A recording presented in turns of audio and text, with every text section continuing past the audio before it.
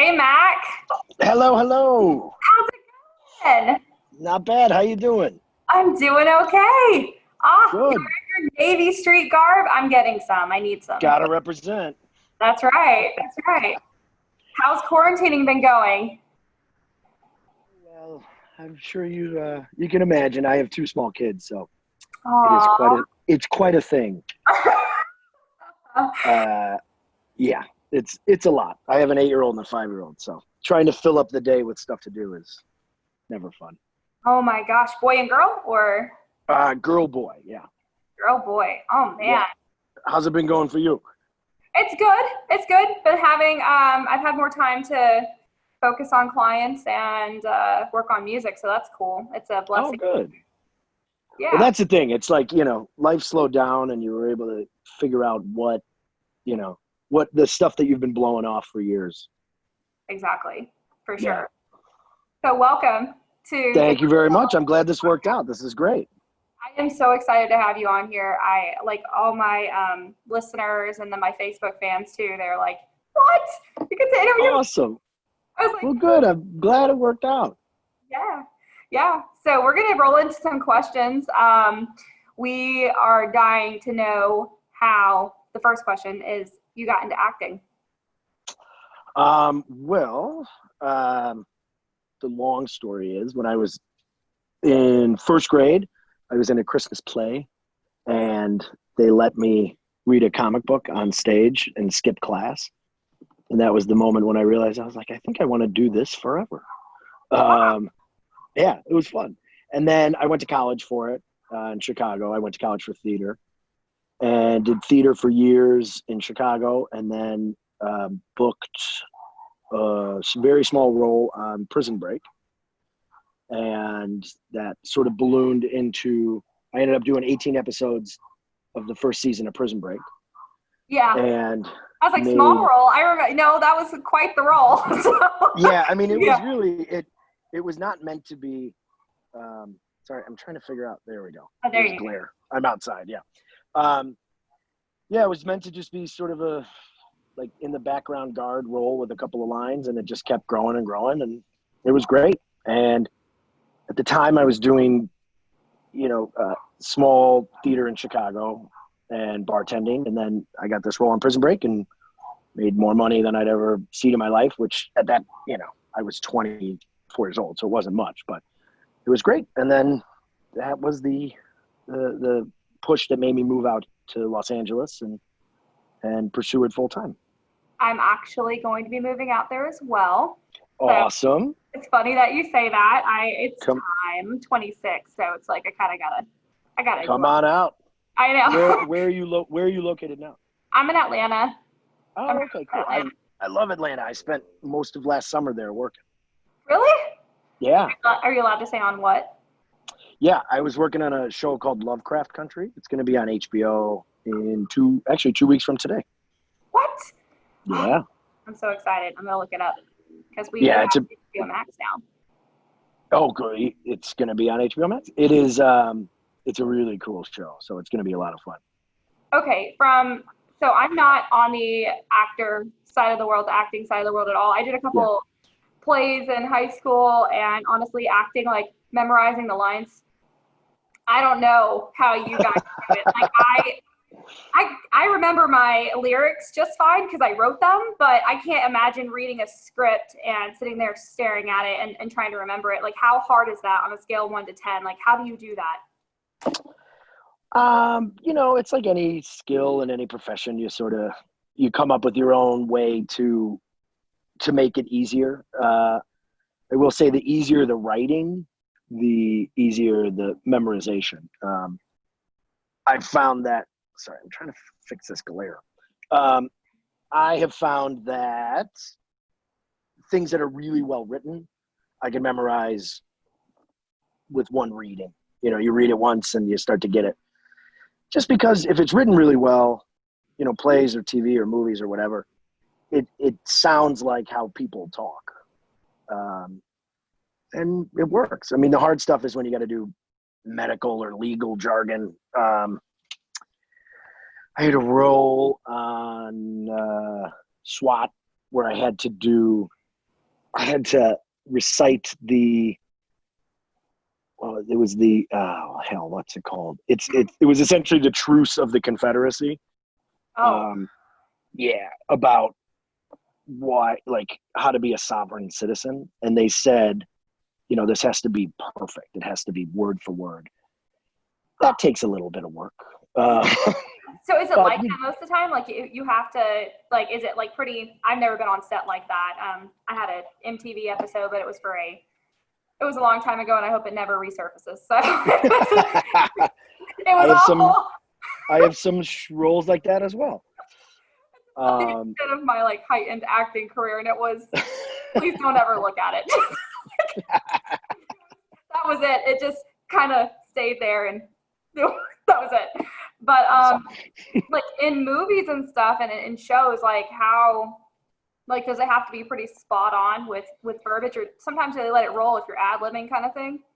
Yeah, on Kingdom, for example, we Byron Belasco, who created the show and is just an unbelievable writer, he trusted us enough to know that we knew our characters as well as he did. And, he wrote pretty amazing stuff so that you didn't have to ad-lib too much of it because it was already so good. But then, if you went off in one direction, he would let you go in that direction. And, if a scene continued past what was written, it continued. I have been on sets where, it is word for word. And that's a little difficult because you get in your head and have to remember, like, no, this has to be exactly word for word. Oh, yeah, that gives me anxiety just thinking about it. You get used to it, but yeah, it gives me an anxiety thinking about it. Yeah. Well, if you need to rehearse lines, I'm definitely the one to not do it, but I'll listen to it. Luckily, my wife is quite the ball buster when it comes to this stuff, so she's pretty good at making sure I'm word for word. She keeps you in line. Yes, exactly.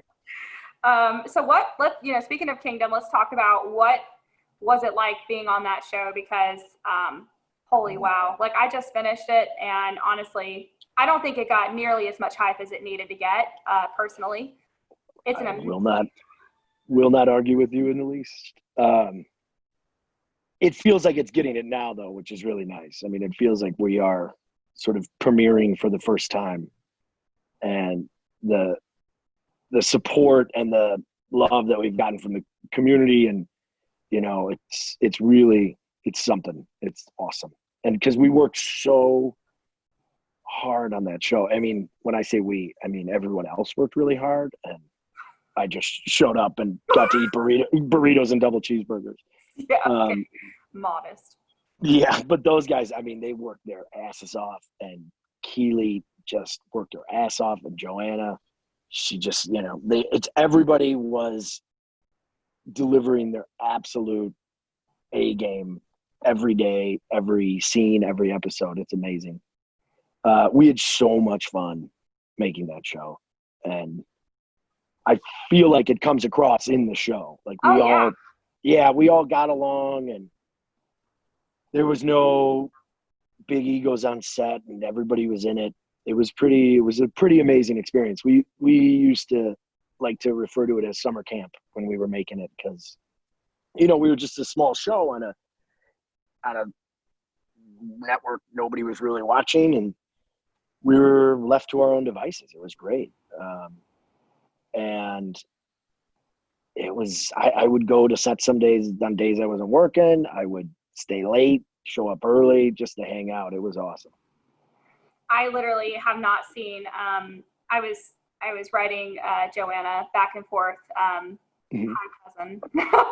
I hope to have you on the show soon. But I was going back and forth with her, and I was even saying something like, the chemistry on that show is insane. Like it's kind of rare that you see a show these days where it doesn't feel like there's like one star. It feels like there's 10 stars in a room, and the chemistry is just like, it keeps building off of each other. Like it, yeah. I honestly haven't been like binged watched a show like this in a really long time, and I was mega impressed. You guys did great. Good. Well, thank you. Yeah. I mean, it's a tough show. That's the thing. It's a tough show to binge too, because it gets pretty dark at times. Yeah. But you feel like so I watched it when it was on, and I rewatched it again when it came out on Netflix, and it was this, like, the ability to binge watch it. It wants you to binge watch it, and at the same time, you're like, I don't know if I can emotionally take another episode, but you do it to yourself anyways. It's amazing.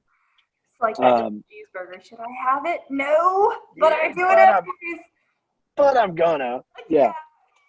Calling my name. Yeah, but it was the best. I mean, it's one of the best jobs as a whole that I've ever had. I mean, I've had a lot of jobs that I love, but as a whole picture and a whole group and a thing that ended up coming out of it, this was one of the things I'm most proud of being a part of. Wow. Well, I mean, I would be mega proud too. I mean, I was shocked to see Nick Jonas. I didn't know he was in the show, and I was like, Nick, you act? And he killed it. He killed it.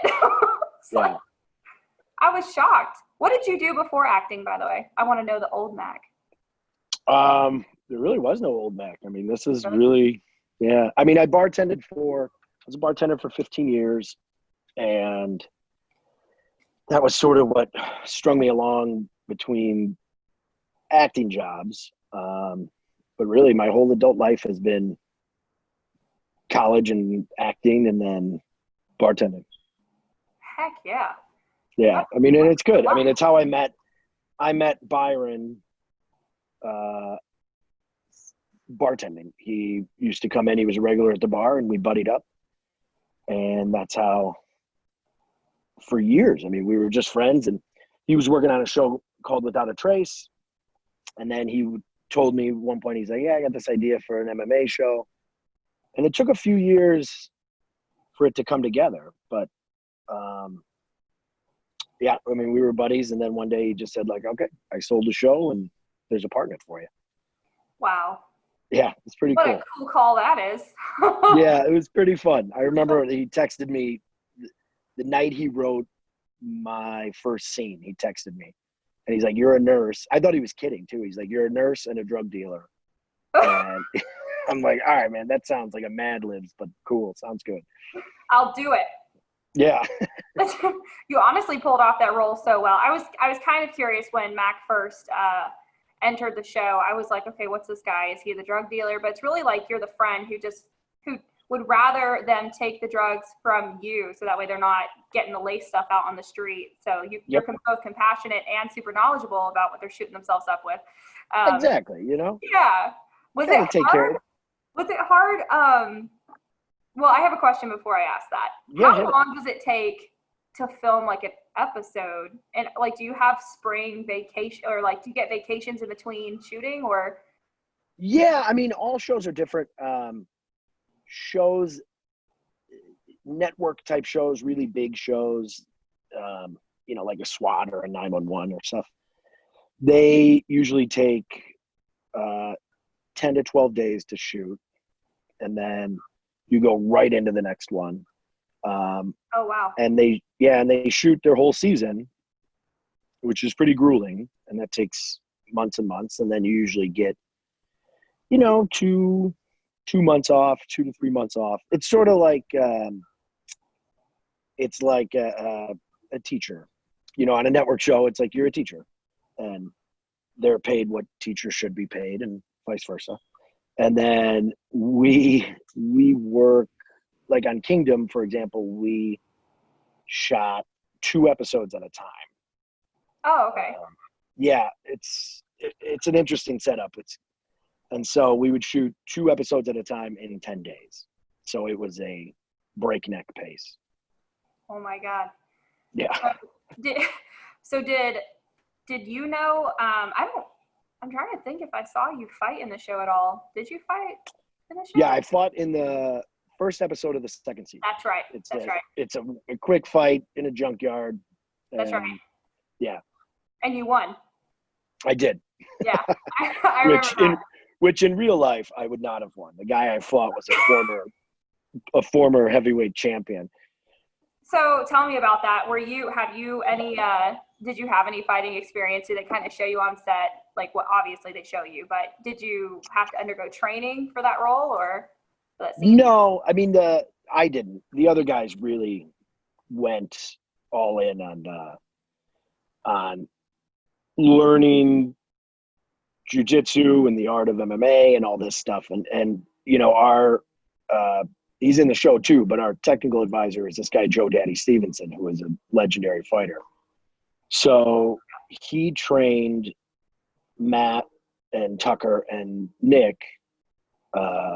They trained a lot. I mean, it really, and I feel like it comes through. I mean, they busted their ass. Yeah. And Frank, he has a lot of fighting experience in his background. And for me, I mean, my fight was such a slop mess that it was more just about just making it sloppy. And in comparison to the other really choreographed, beautiful fights that the other guys have, mine was just like, you know, it was meant to just look like a car crash. We loved it. We I loved loved it. I mean, I thought it was fun. I don't have any formal fighting experience, but as a bouncer and a bartender in Chicago for a long time, you sort of, you learn on the job. Right. So, and this is, so a little bit about the podcast. So I started this because, I'll give you a little history here. I'm 26. I started this podcast just a little over a year ago, and I went into business for myself at 23. I left, you know, full-time jobs, and I just started a social media marketing agency, and it's been gangbuster ever since. It's been really great. Awesome. I thank you. I noticed though that being a millennial and being a business owner are both two very challenging. They're almost like they contradict each other to a lot of people. So I called it the Not-So-Millennial show because I'm like a 68, I tell everyone this, I'm like a 68-year-old woman in a 26-year-old's body. Like I go to sleep at 9 o'clock.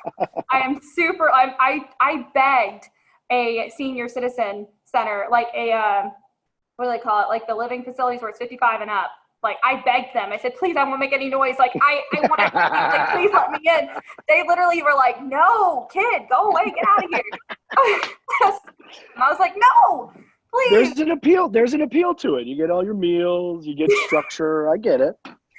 Please, I need like, you know, I'm not like that millennial. So I decided to start a show, especially a podcast, because I talk to, you know, amazing people like yourself. And I also want to dive into maybe some generational differences that you experienced throughout your growth as an actor. So, you know, for example, there have been many times where, you know, as a CEO of my own company, a lot of people are like, oh, you're too young to do that. Or they don't take me as serious as the 46-year-old man in the room who wants to win, you know, the client versus me. And then I get aggressive and I wear my red blazer. I put him up. No, I'm just kidding. But it's good. So, it works.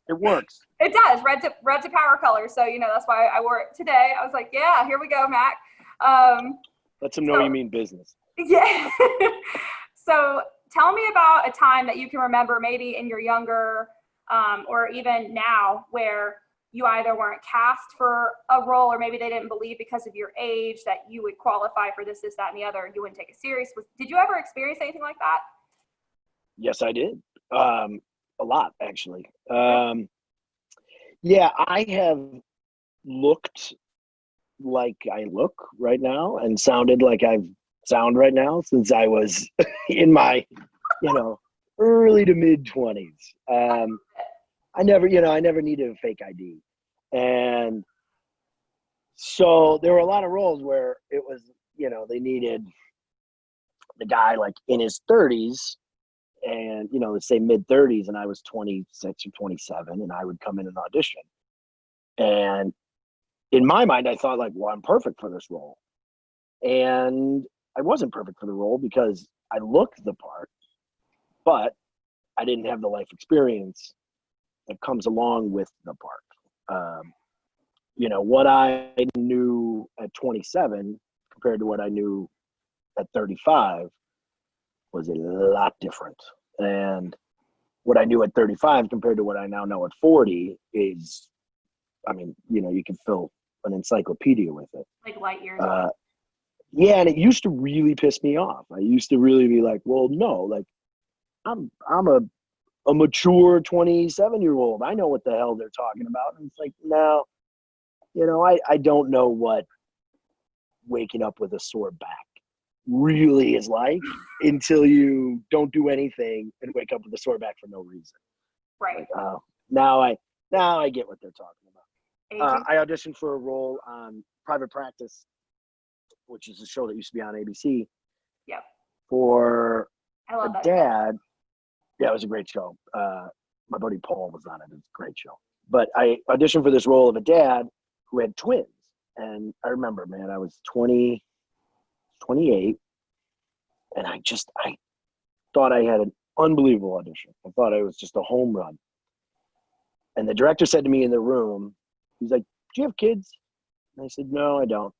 And he goes, it was a good audition, but you don't have kids. And I remember thinking, fuck him. Oh, sorry, I swear. Is that all right? Yeah. Okay, cool, good. I remember thinking, like, I walked out of that room and I was like, fuck him, man. Like, it's acting. Yeah. I can act like I got kids. I know what it is. And when my daughter was born, she was born 2 months early and had to stay in the hospital for a month and had complications and everything. Wow. And I remember sitting in the NICU with her and thinking back to that audition and realizing what that guy meant. I was like, oh, yep, now I get it. Yeah, and so it was, it was an age thing. It was a life experience thing. And it's interesting. And I feel bad almost for millennials, of which I guess I'm right on the cusp. I don't even know when it started. I think you're technically a Gen Z, but by like a month or two. Okay, I'll take it. Yeah, or I'm sorry, not Gen Z, Gen X. Like, what am I saying? I think you're technically. Oh, okay. Let me double check that, but. Yeah, I've been called worse, so it's good. But it's, I feel bad sort of for millennials now because the world is structured in such a way that experience is harder to come by because of the ease of technology, I want to say. Not even the ease of life, because I do think that it is a really hard time to be coming up and growing up. I have two nieces who are millennials, and their entire life has been 9/11, the housing collapse, and now this, and now this pandemic. And so it's like their worldview is structured by these calamities, but they have such connectivity to the world that they experience things that everybody experiences, Twitter or YouTube or whatever. So it's interesting in the sense of empathy and what they can do to change the world, because now they know everything. But at the same time, it's harder to go off the grid. It's harder to make mistakes without everybody knowing about them. It's an interesting give and take. Oh man, no, and honestly, so I'm 26. I grew up 2008. I mean, 9/11, all of that. And then with the movement that we're in right now, it's really unique. It's both an opportunity for almost every generation to come together and communicate better and effectively, because I think we've needed to do that for a really long time, like as a nation. I really think that all the generations. I couldn't agree more. And I actually think that the coolest thing is that could come out of this is your generation's ability to advocate and actually change things, because you guys have really had the brunt of a lot of things happen to you, and see that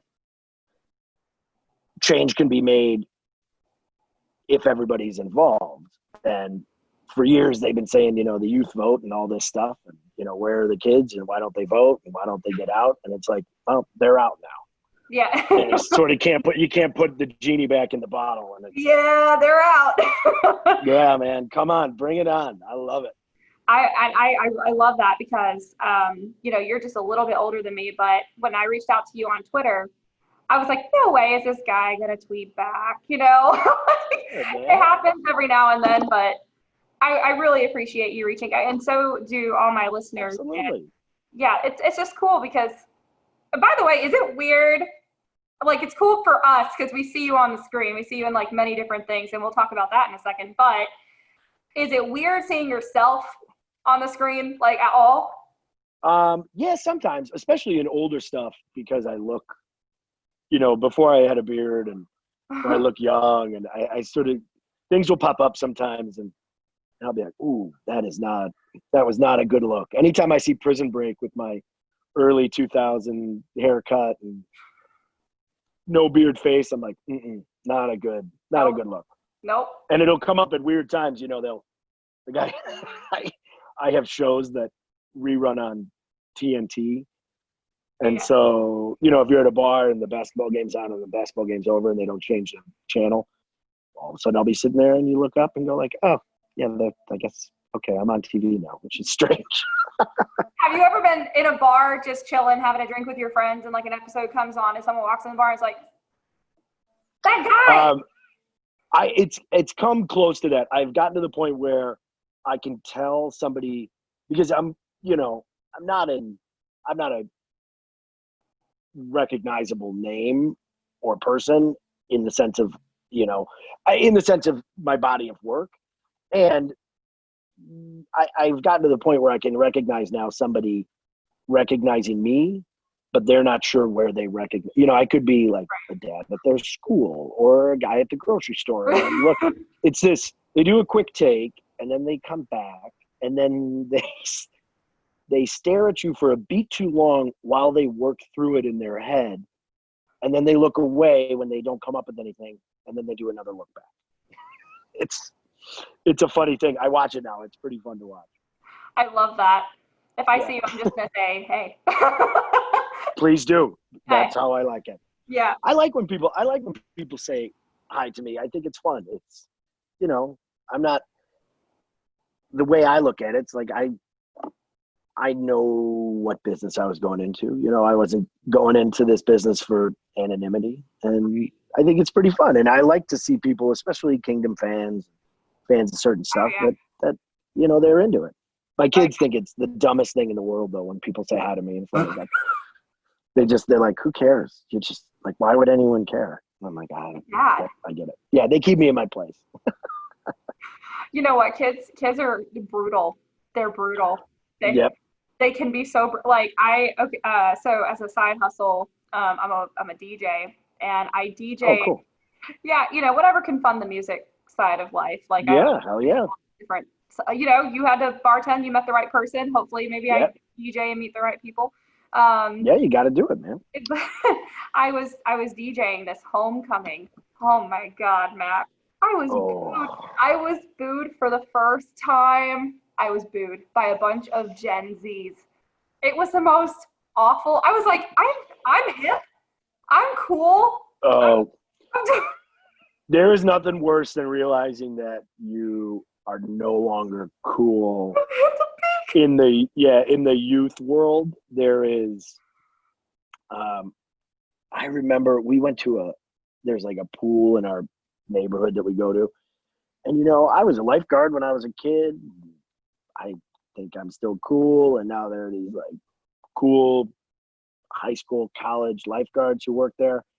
And I remember the first year we went and I tried to be cool and to just talk to them.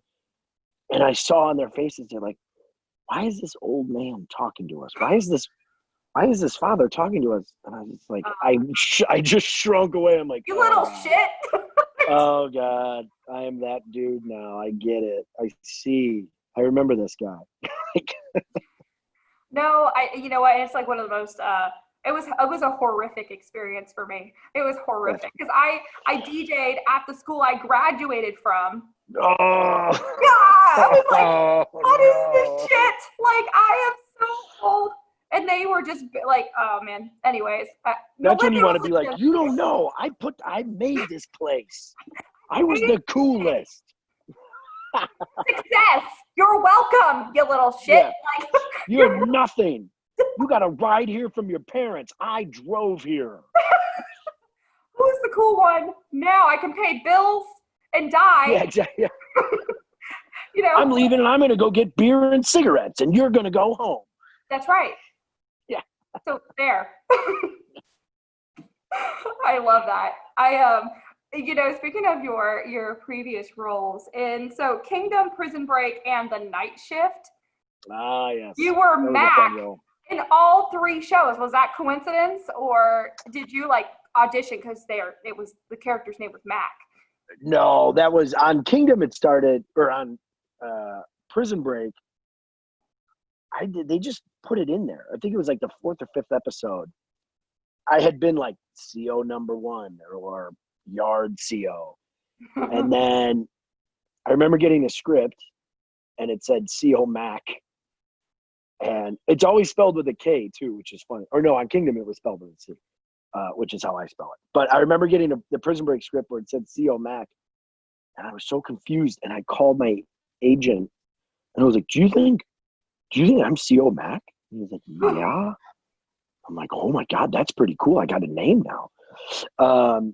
And then on Kingdom, it was written for me. Byron wrote the role for me. So, and then the guy who created the idea of my character on Night Shift had been a writer on Kingdom. His name is Tom Garagos, and he's a great writer. And so I was only supposed to do 1 episode of Night Shift, and my character's name was Riley.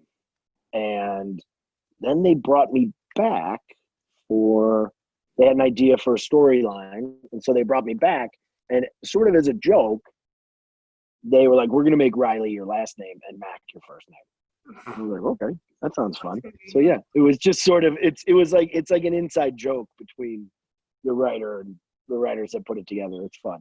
I was gonna say, I was doing some digging on you. I was like, Mac. Yeah. Mac. Well, then I sound like an asshole because I introduce myself on set, and I sound like one of those people that never breaks out of character. Are there really people like that? There are, yeah. I mean, it is some people's technique. There's, like I said, everybody figures out What works for them? What works for them. And I don't mean to call them assholes, but it is not my style of acting. Yeah, no, I don't think I could do that. That would be way too serious for way too long. I'd be like, can we have beer and pizza now? Like, I'm just way too serious for way too long. But it's hard to, when you look at a guy like Daniel Day-Lewis, it's hard to argue with the results. It's sort of go like, well, maybe he's onto something. Probably. Yeah. No, it doesn't work for everything. We all have our own thing that works. So, yeah. Question. I know you were talking about Kingdom being like one of the coolest projects that you've been on, but do you think it's the coolest project to date, or is there another one that kind of takes the cake? Kingdom is the one that I love the most. It had the most.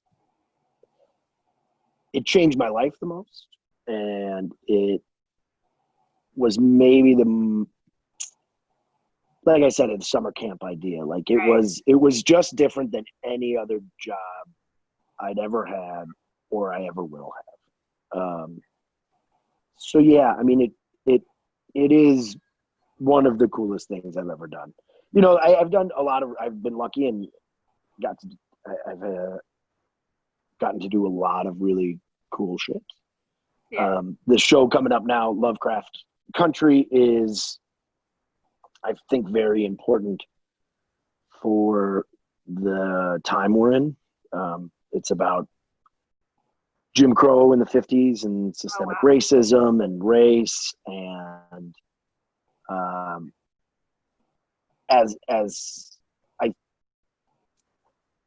as a project of importance, I think this one could be that, the most important project I've been a part of, just for the dialogue. And it's the whole lead cast is all Black, and you just don't see it very often. No, I think that's amazing. Yeah, so it's there's categories into which things that are the coolest go in my life. Yeah, it's almost like different. Well, yeah, especially we're in some weird we're in really funky times as it is, but there are so many amazing things that are going to come that are going to be pivotal to history. I feel like we're making history at this point. I do too. We're going to change the course. At least I hope. I could be, but I really hope that we do that. Well, I hope too. I'll go back to your audience and your generation of people. It's that, this may be the last 4 years, maybe the best civics lesson you could teach people. You can't teach in class the importance of things. Right. Or you can teach it, but people are going to go like, yeah, that's cool. Right. The Constitution's cool, or checks and balances. I get the idea of it, but until you actually sort of see things devolve around you, and you go like, oh man, I do need to be active, and I need to register to vote, and voting's important, and stuff like that. Like, yep. This is the best civics lesson you could give a country. I love it. I love it too, because, a lot of the, and I won't go into like detail or anything, but it's kind of crazy that even some aspects of like what you learned in the books in high school, and I'm not super far out of high school, I'm 9 years, something like that. But what you learned in high school history, it's coming out that those books, some of them were miswritten, like they were misinterpreted. So it's interesting because, the Gen Zs, who are coming up, they're like, well, they're in the middle of these history lessons, right? And they're circling things in the book, like, wait a second, that's not true. That's not true. That's not true. That's not true. Who wrote this book? Yeah, I mean, history's written by the winners, so yep. They're going to put themselves in the best light.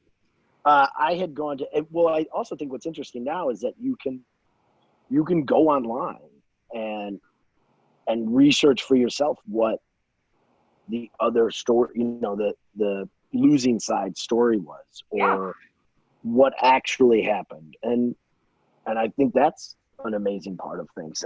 I didn't have that growing up. You just took part and parcel what you were taught.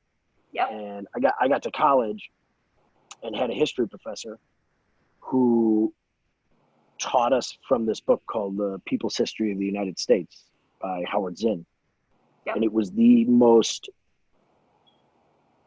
eye-opening class and part of my life I've ever had, because all the stories I thought I knew were true, while true in they happened, they weren't necessarily true in the lesson that you were meant to glean from them. It was right. It was pretty amazing. I love when we I love moments like that. I love that. It's awesome. So back to you for just a sec. The industry as a whole. Okay, speaking of all the movements that are happening right now, and of course the global pandemic that we're in, COVID-19. Don't forget that. I was gonna say how is your industry? Like, how's the acting industry? Are you having to audition? Have they put things on hold, or do you audition virtually now, or like how does that work? Yeah, so most things are shut down still, right? And they are trying to figure out how to ramp things back up safely. Right. The big unions out here, the writers union, directors union, actors union, and the Teamsters are trying to figure out what the safest way to do this is. And they're all in negotiations with the studio. The importance of unions. And so they are slowly getting around to it. I have auditioned for a couple of things over the past month, and it's all at home now. I mean, you shoot it on an iPhone, and it's pretty amazing. I think this will change from my side of things. People watching, people not in the industry probably won't notice much of a change, because structurally, well, no, I'll go back to that in a second. My day-to-day will change unbelievably. I drive around usually 25, 30 hours a week, going to auditions and, going to meetings or grabbing lunch with people, stuff like that. I think that's gone for the foreseeable future. And I don't know if it'll come back. I think you'll just audition at home and it's fine. It's better for everybody. And then I think, what people view will hopefully be different in the sense that it'll be stories of people that we didn't hear from before, seeing people on screen that we didn't see before. I have spent many years playing racist different types of people. So it'll be an interesting time for me because I will be playing some really bad guys and stories that people need to tell and they've wanted to tell for a long time. So it'll be, the industry is going to change, but I don't think it's going to be so, I don't think it's going to be for the worse. Let's put it that way. How do you think this changes people trying to break into the industry? So like, for example, I'll use myself as everyone who's watching this already knows what I'm trying to do here. But like when I go out to LA, my hope is that I get to sit down and have face-to-face with, music producers and studios alike and directors of different things. And, I don't know if I'm ever, like as a 26-year-old who is a little dramatic, I'm not sure if I'm ever going to get that opportunity. I hear you. Like, how do I make meetings with people coming from an expert? Like, what do you suggest I do? And people who are just like me.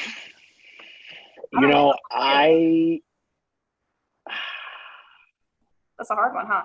The short answer is I have no idea.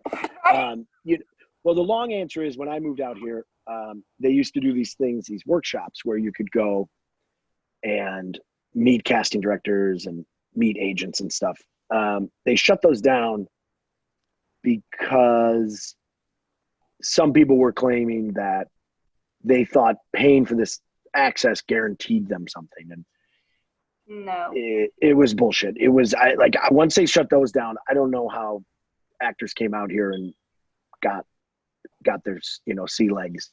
But I do think what'll be interesting is the way things that have been done for so long in the music industry, in my industry, is access, face-to-face, who you know, how you get in the room, all this stuff.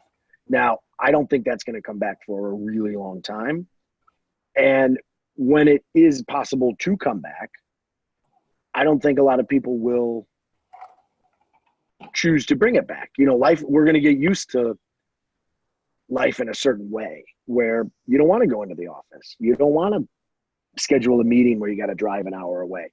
So I think your generation is actually particularly positioned to navigate that because it will be more social media. It will be more video submissions and how to connect with your phone and with limited resources and a computer. So I think that it would be hard for somebody of my generation or older to learn the new tools that the business is going to need or demand, where I think that your generation and the generation below you already have those tools. I mean, look at TikTok's a great example. Yeah. I have a TikTok account. I have no idea. I'm just this makes no sense to me.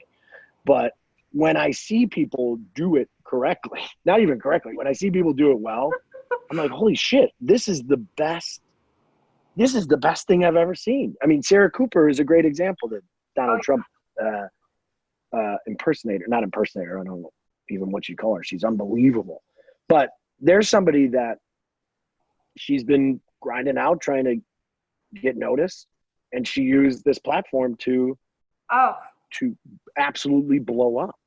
It's ridiculous. And honestly, what I love, so as a social media strategist, which is my bread and butter, I like building strategies around, obviously, social media campaigns, likes, engagement, all that good stuff, getting people who are not currently out in the face of wherever they want to be. I help them get there. But the fun part about TikTok for me, especially when it comes to my clients, is it's an opportunity to be completely different than they've ever been before. And it's not just like they advertise, like with their ads, it's not at all like Facebook, Twitter, Instagram. It's very different. It's more of a conversation, like a literal conversation, face to face, virtually.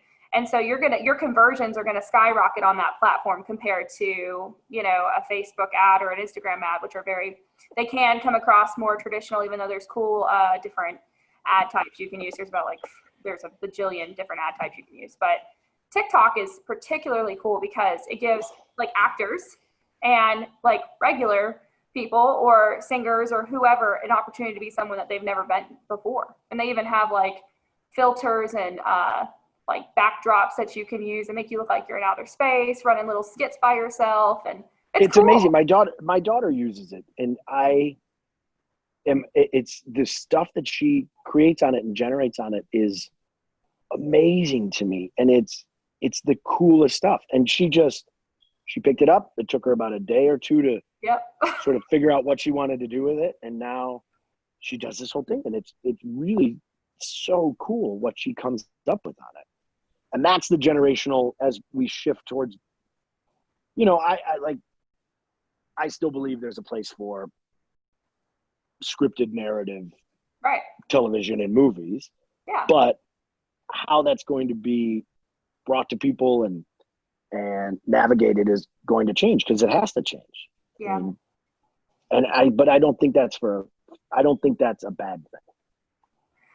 I do feel like we took I think every generation kind of took a step back, and, you know, because we had to.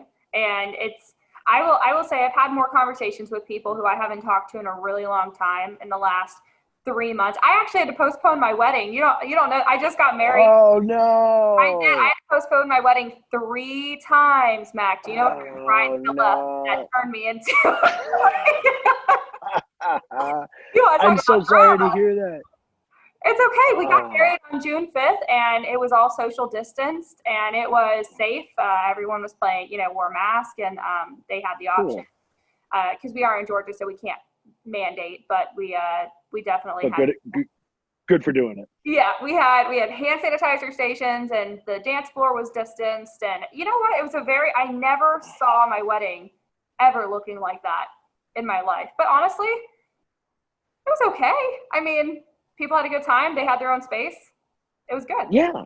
I mean, that's the sort of stuff that we're going to have to figure out after this stuff. It's like, you know, for generations, we've just been told what weddings are supposed to look like. Yeah. Or what college is supposed to look like, or what any gathering is supposed to look like. And now, as everything is put on hold, you sort of get to come up with what you want it to look like. Yeah, that's cool. That's really cool. Well, congratulations. I love it. Thank you. And Mac, I don't have any more questions for you today. Awesome. Well, thank you for having me. Thank you for being on the show. Honestly, I hope to interview some of your co-stars here in the next I hope you get them. Couple months. I hope so. I'm dying for Joanna and Jonathan Tucker, man. Those two. Well, I mean, Joanna has to do it. I don't see how she can. That's a family obligation. No, I haven't got to meet her yet. It's not like that, but we are definitely connecting, and after a long time it's a long time coming. I've looked up to her for a very long time, so I hope so. Well, she is. I love Joanna. She's one of the best. Well, you're gonna have to, I'll work on Joanna. Work on Jonathan. Give him a little elbow. I'll give him a nudge. I can push him. All right. Well, thank you so much. This was great. Thank you. It'll be on all social media. Share with your network. All right, I will. Thank you. All right, cool. Stay safe. Bye-bye.